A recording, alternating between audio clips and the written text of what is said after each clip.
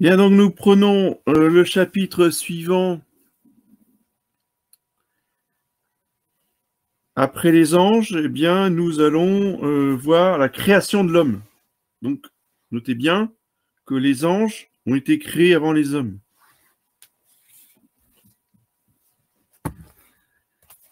La création de l'homme nous est racontée par Moïse au commencement de son premier livre de la Genèse. La Bible ne dit pas quand Dieu a créé l'homme. On admet cependant communément que ce fut à peu près 4000 ans avant Jésus-Christ.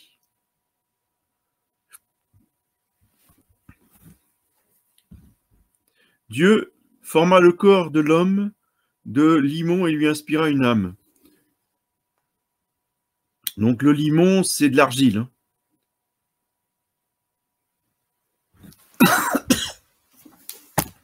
Nous sommes faits d'argile.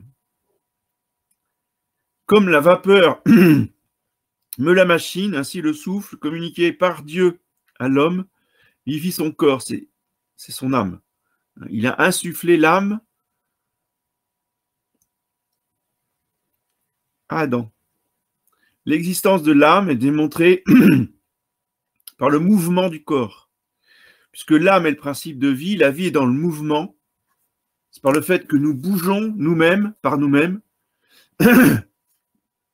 que nous sommes vivants. Le vivant a en lui-même le principe de son mouvement. C'est ça la définition du mouvement, du vivant. Pardon. L'écriture télégraphique suppose une personne pensante. De même, les paroles proférées par les organes de la voix, les cordes vocales, mis en mouvement par des nerfs, supposent un être pensant. À quelqu'un qui disait qu'il ne croyait pas à l'âme, parce qu'il ne la voyait pas, un autre répondit, alors vous n'avez pas non plus la raison, car celle-là, on ne la voit pas davantage. On dit âme quand il s'agit de son union avec le corps. On dit esprit quand il est question des facultés intellectuelles, c'est-à-dire la raison et la volonté.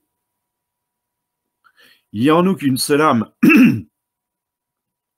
Il n'y a en nous qu'une seule âme, à la fois principe de vie et douée de raison et de liberté. De ce que l'homme a des inclinations diverses, il y a tiré d'un côté aux jouissances sensuelles et de l'autre, il est porté à combattre cet attrait. Quelques-uns avaient conclu que l'homme a deux âmes, une âme matérielle et une âme spirituelle. Mais ces inclinations viennent simplement de l'attrait différent exercé sur l'âme par les biens divers. Voici les rapports de l'âme et du corps. Le corps est le lieu où réside l'âme. Celle-ci se trouve dans le corps comme l'amande dans le noyau, comme le bijou dans l'écrin, comme l'homme dans le vêtement. Le corps est l'instrument de l'âme. Elle doit s'en servir pour obtenir le bonheur éternel. Le corps est à l'âme ce que la scie, le rabot, le marteau sont à l'artisan, l'orgue à l'organiste. L'âme est le guide du corps. Elle remplit à son égard le rôle de cocher, du pilote. Comme le cavalier dirige sa monture par les rênes, ainsi l'âme doit conduire et dompter le corps. Souvent, hélas, l'âme se laisse diriger par les mauvaises passions du corps, dégrade l'homme au niveau de la bête et se rend éternellement malheureuse. Quel désordre, dit saint Bernard, quand la maîtresse sert et la servante commande. L'âme anime le corps, c'est-à-dire lui donne la vie. L'homme ne fut vivant qu'après que Dieu lui eut insufflé une âme. Aussitôt l'âme sortit du corps, le corps cesse de vivre et il retourne à la terre, d'où il est venu. C'est ce qu'on dit donc le mercredi des cendres, en imposant les cendres sur le front. Le prêtre dit « Rappelle-toi, ô homme, que tu es poussière, que tu retourneras en poussière. » Le corps sans âme est un cadavre. L'âme humaine est essentiellement différente de l'âme des bêtes. Celle-ci a de toute autre faculté et d'autres besoins que l'âme des bêtes. L'âme des bêtes est incapable de rechercher le progrès. Les animaux font toujours la même chose de génération en génération depuis des milliers d'années, ils ne progressent pas. L'homme a progressé dans toutes ses arts et ses techniques au fil des siècles.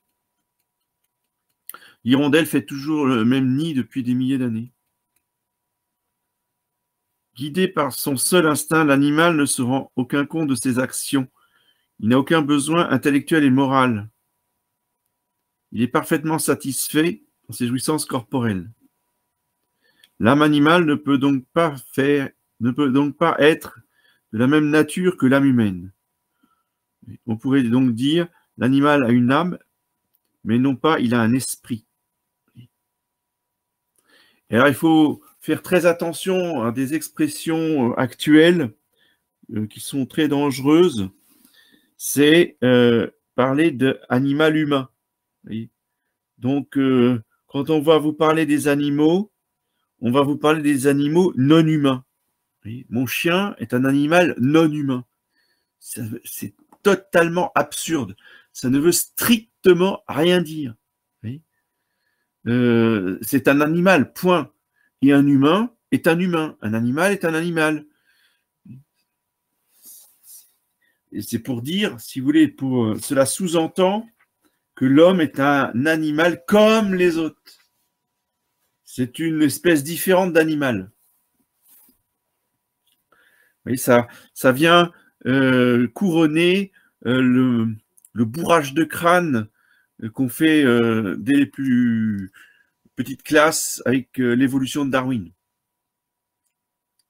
Donc il faut bien réaffirmer, que l'homme a une âme spirituelle, alors que la bête a une âme animale.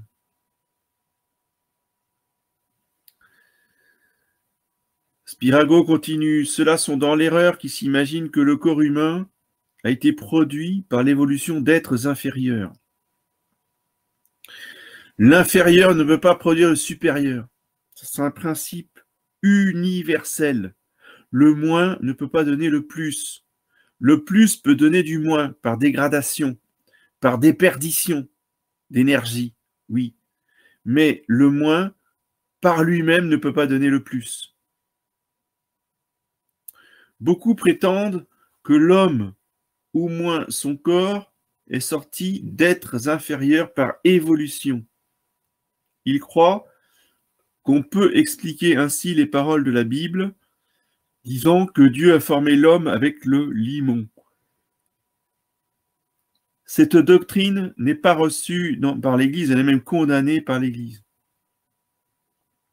Le principal champion de cette hypothèse est Darwin, repris plus tard à la sauce chrétienne par un jésuite absolument épouvantable, un apostat hérétique qui s'appelait Teilhard de Chardin.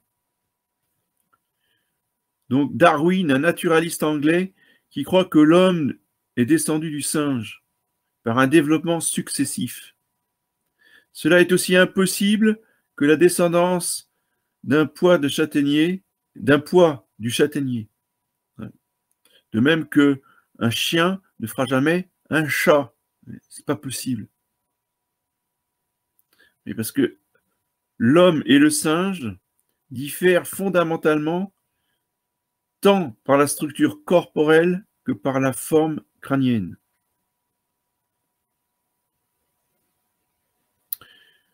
Huxley dit « Chacun des os du gorille a des caractères qui permettent facilement de les distinguer des os correspondant de l'homme. La différence entre le crâne d'un gorille et le crâne d'un homme est immense. De plus, le cerveau d'un homme est très différent de celui du singe.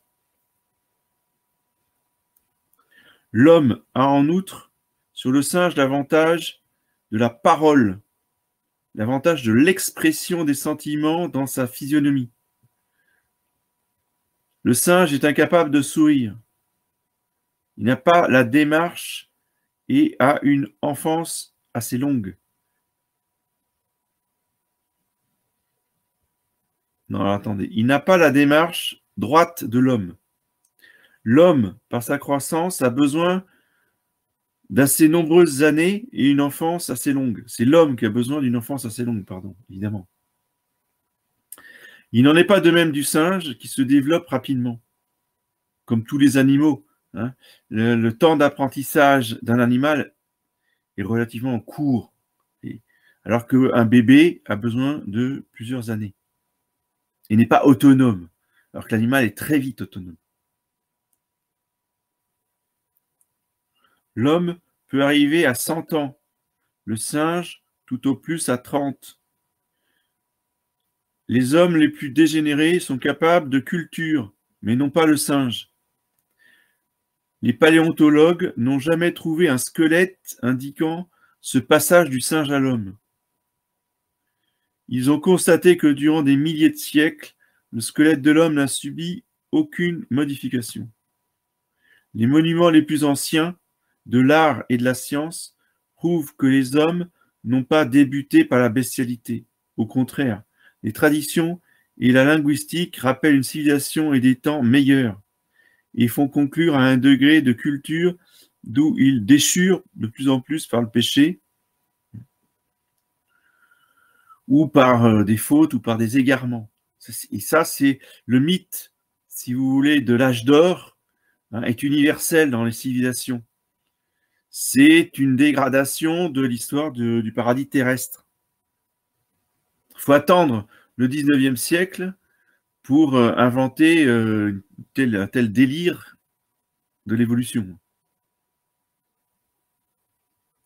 Du reste, les singes qui ressemblent à l'homme ne lui ressemblent qu'en un point, dans la forme apparente des mains, des pieds et du crâne. Pour le reste, ils diffèrent radicalement. Les singes les plus semblables à l'homme, avec leur stupidité, paraissent avoir été créés par Dieu pour montrer à l'homme ce qu'il serait sans son âme immortelle et quelle reconnaissance il doit à son Créateur. Même si les expériences modernes, je vous rappelle que l'abbé Spirago écrit à la fin 19e, depuis la science a fait quand même des progrès dans l'observation en laboratoire des singes et de leur comportement. Alors c'est vrai que les singes, mais uniquement sous les impulsions intelligentes de l'homme, peuvent pousser assez loin, vous voyez, leur réflexion. C'est une réflexion animale, c'est une réflexion sensible. Alors,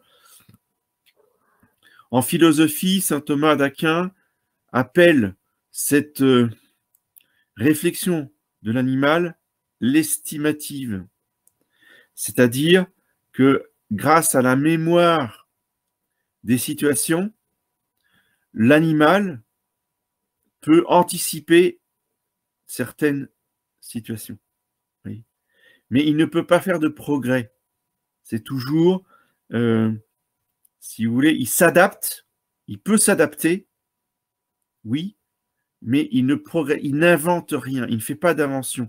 Quand on parle de progrès, je ne dis pas que, vous allez me dire, mais entre le singe qui ne sait rien faire et le singe qui a réussi à déjouer des pièges ou à déjouer des tours provoqués par l'homme, vous voyez, c'est un progrès. Oui, c'est un progrès, certes, mais c'est un progrès de son estimative. Mais ce n'est pas une invention. Le singe n'inventera jamais, si vous voulez, des systèmes pour se déplacer ou pour améliorer ses conditions de vie, etc. Oui. Sinon, de manière très, très, très rudimentaire. Enfin, vous n'aurez jamais l'équivalent des progrès scientifiques des hommes chez les singes. Les premiers hommes créés par Dieu furent Adam et Ève. Donc ça, c'est une vérité de foi, c'est une vérité révélée justement dans la Genèse. Hein, Dieu n'a pas créé des centaines d'hommes, il a créé un seul couple. Il a créé Adam, ensuite il a créé Ève. Et toute l'humanité vient de cette souche-là, de ce couple-là, et de nul autre. Ève fut formée d'une côte d'Adam endormi. D'après les pères de l'Église, ce sommeil fut une extase, car à son réveil, Adam savait exactement ce qui s'était passé. Donc, il a imaginé la femme parfaite, hein, c'est ça une extase, et quand il s'est réveillé, la femme dont il avait rêvé était face à lui, en chair et en os. Je vous rappelle que Ève était parfaite, que Adam était parfait. C'est-à-dire qu'il n'y avait aucun défaut à quelque niveau que ce soit. Même au niveau spirituel, ils étaient parfaits. Ils étaient en état de grâce. Ils n'avaient jamais commis de péché. Leur corps était parfait, leur âme était parfaite, leur science était parfaite, parce que Dieu a infusé la science. Mais bon, là, après, je vais peut-être... non, je vais pas anticiper, je pense pas qu'il en parle là, mais Dieu a infusé toute la science de la nature, tous les secrets de la nature que devait connaître Adam pour cultiver, pour utiliser les plantes, les minéraux, etc. Tout lui a été donné directement par Dieu au moment où il lui a insufflé son âme. Il a mis dans son âme toutes les connaissances possibles, parfaites, de la nature. Alors même si Adam connaissait pas la fission nucléaire, mais ça c'était pas du tout un handicap, bien au contraire, il savait pas comment détruire la nature, c'est sûr, mais au moins il connaissait comment utiliser la nature pour le bien, pour son bien, pour le bien de ses descendants et pour la plus grande gloire de Dieu. C'était ça qui comptait. Donc, autre vérité de foi, tous les hommes descendent d'Adam et Ève. Saint Paul dit aux Grecs d'Athènes, Dieu a fait descendre tout le genre humain d'un seul homme et lui a fait habiter la terre entière. Actes des Apôtres, chapitre 17. Tous les hommes ne forment donc qu'une famille et sont les enfants d'un seul et même père. Oui. Donc ça, c'est très important à se rappeler pour ceux qui auraient des tendances racistes et à croire que certains groupes humains ne sont pas des hommes. Tous les êtres humains descendent d'Adam et Ève et ont la même nature humaine. Alors, on est à la fin du 19e siècle, hein, donc on n'a pas de tabou, on n'a pas il n'y a pas de l'ICRA. Hein. Donc, l'abbé Spirago n'a pas de fausse honte à parler de tous les sujets. Les races humaines, dit-il, n'ont pas de différence essentielle. On en compte 5, mais ne sont pas plus tranchées sur leurs limites que les couleurs de l'arc-en-ciel. La couleur de la peau, la forme du crâne proviennent du climat et de la manière de vivre. Certes, mais il y a un élément essentiel qu'a découvert le docteur Gauthier, dont les travaux ont été repris par M. Jean Duchazot, auquel je vous renvoie, hein, pour la constitution des races. Eh bien, en fonction non seulement du climat, mais du sol sur lequel nous vivons, voyez, et qui produit différentes ondes, différentes énergies, cela modifie le système glandulaire endocrinien. Ce qui fait que certains hommes sont plus hypophysaires, d'autres plus la thyroïde, d'autres plus etc. Vous voyez, en fonction du lieu où on vit, vous voyez, eh bien, il y a une glande qui se développe plus qu'une autre. Et ça donne ce qu'on appelle une race. Voilà. Ça ne modifie pas la nature, mais ça modifie le fonctionnement du corps et de la psychologie. C'est comme ça. C'est une réalité. Ces caractères se perdent peu à peu chez les descendants immigrés. Et les immigrés en question vont prendre, au contraire, les caractéristiques du lieu où ils se trouvent. Ce qui fait que un Français blanc, gaulois, parfaitement gaulois, qui va vivre en Chine, va avoir au bout d'un certain nombre de décennies, le teint jaune et les yeux qui se brident. Et ces enfants, même s'ils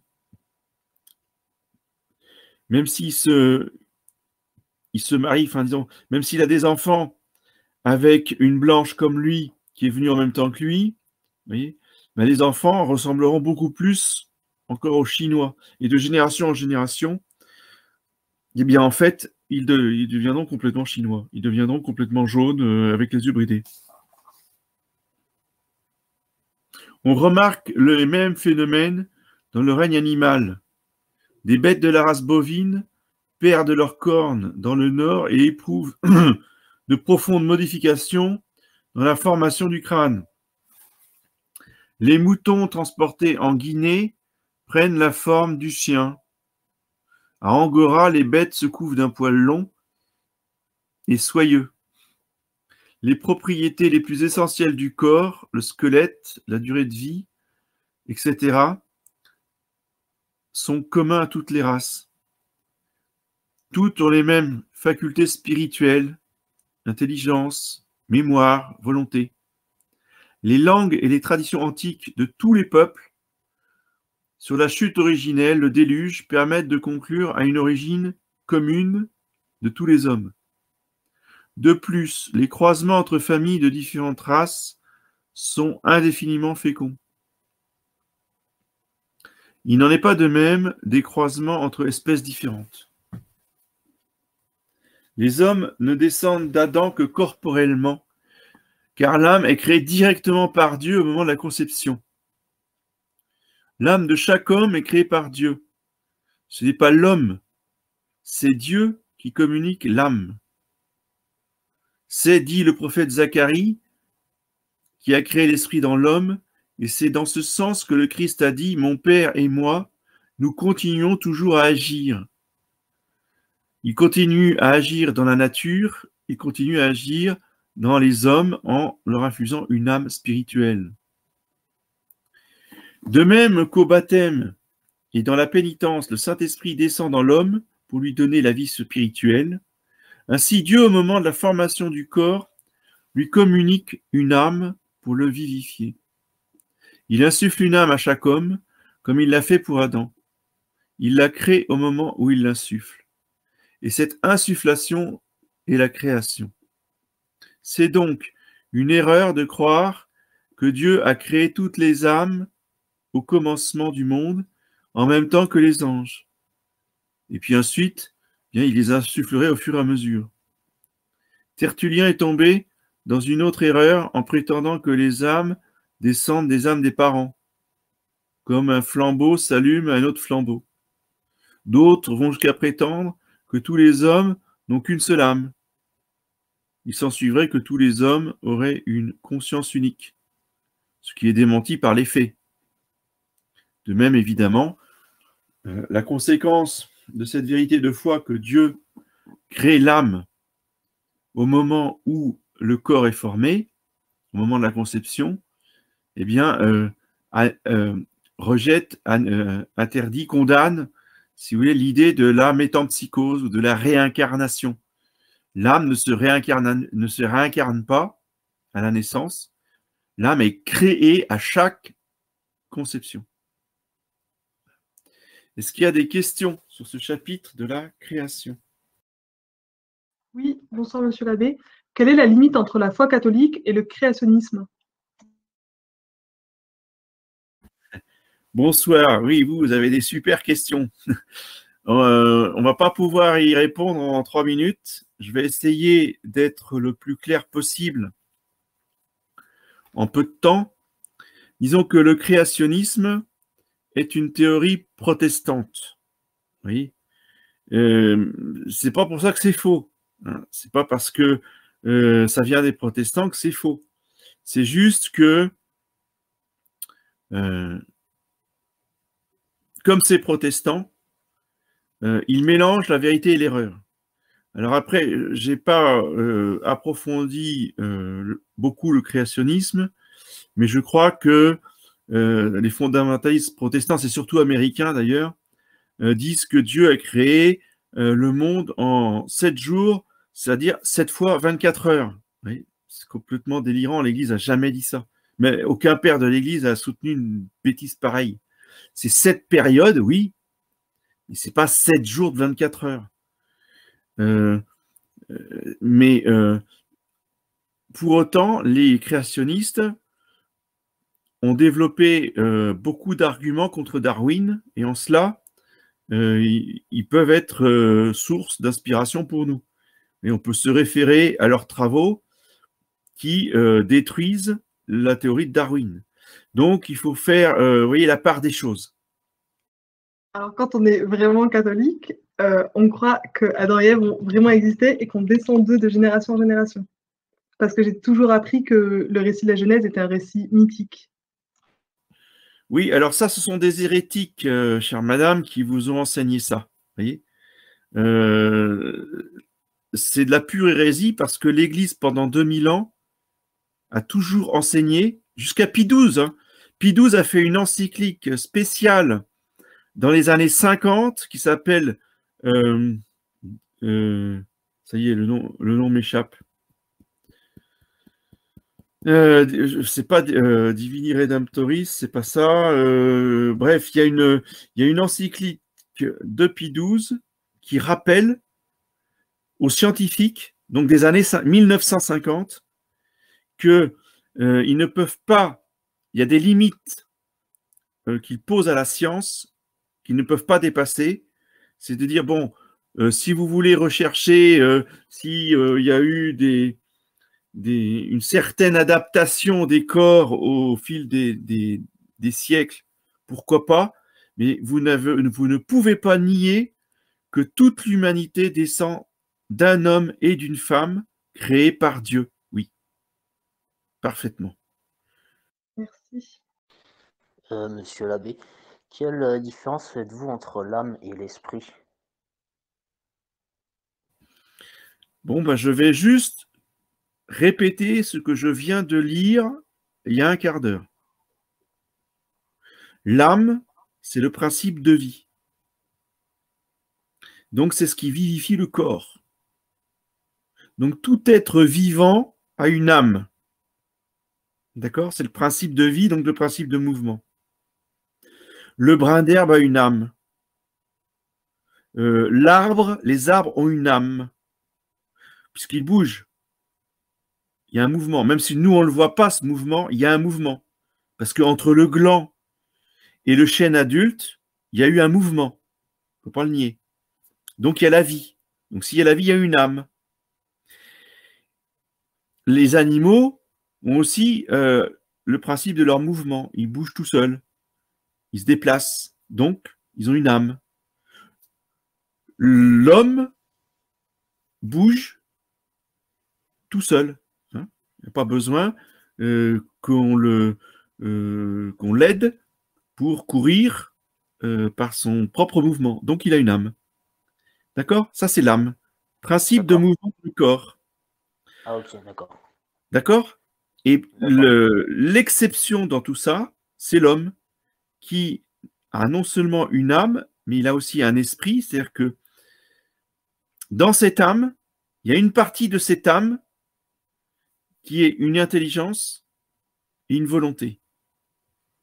Et l'esprit, c'est la partie de l'âme qui est intelligence et volonté. Ah, d'accord, l'esprit c'est l'intelligence et volonté. D'accord. Voilà. Ok, très bien, merci monsieur l'abbé. Et pour terminer sur cette question de l'évolution et de l'homme, donc je dirais deux choses. La première, c'est que il faut savoir que les scientifiques, les chercheurs, les vrais, ceux qui sont dans les laboratoires, ceux qui sont pas dans l'enseignement, même pas à la faculté, c'est-à-dire vraiment ceux qui sont dans la recherche, ont déclaré depuis longtemps, ça fait au moins 30 ans, hein, qu'il y a des articles qui sont parus dans la revue La Recherche pour démontrer que Darwin a raconté absolument n'importe quoi et n'a strictement rien prouvé. Donc, les grands scientifiques, les grands chercheurs ont dénoncé la fameuse Lucie, le chaînon manquant, etc., pour dire que l'évolution, c'est une religion, c'est un dogme, c'est une philosophie, mais ce n'est pas une vérité scientifique. Donc ça, il faut le savoir, il faut le dire autour de vous. Ensuite, pour ce qui concerne la descendance de l'humanité d'Adam, je vais vous mettre sur le groupe le lien vers une vidéo du CEP, du CEP, du Centre d'études et de prospective, dont je vous ai parlé à plusieurs reprises déjà, sur cette vérité d'Adam. C'est important que vous ayez des idées claires, des idées bien assises par rapport avec des références, si vous voulez, de gens sérieux et de scientifiques qui ne disent pas n'importe quoi, qui ne racontent pas n'importe quoi. Et donc, eh bien, je vais vous dire bonsoir. À la semaine prochaine, à la même heure, et en union de prière en attendant. Attendez, peut-être qu'avant de nous quitter, hein, je vais en profiter. Ouais, je vais profiter. De toute façon, ça n'a rien à voir avec le cours, mais je profite de vous annoncer qu'on a le projet d'ouvrir une école ici à Guingamp et que nous recherchons quelqu'un, donc un instituteur, homme, qui ait les compétences et la volonté d'enseigner des classes primaires, donc du CP au CM2. Donc, si vous-même ou si quelqu'un de votre entourage que vous connaissez est intéressé, ben, vous me contactez, je le mettrai en relation avec la personne qui s'occupe de l'école. Voilà, merci beaucoup. Au revoir.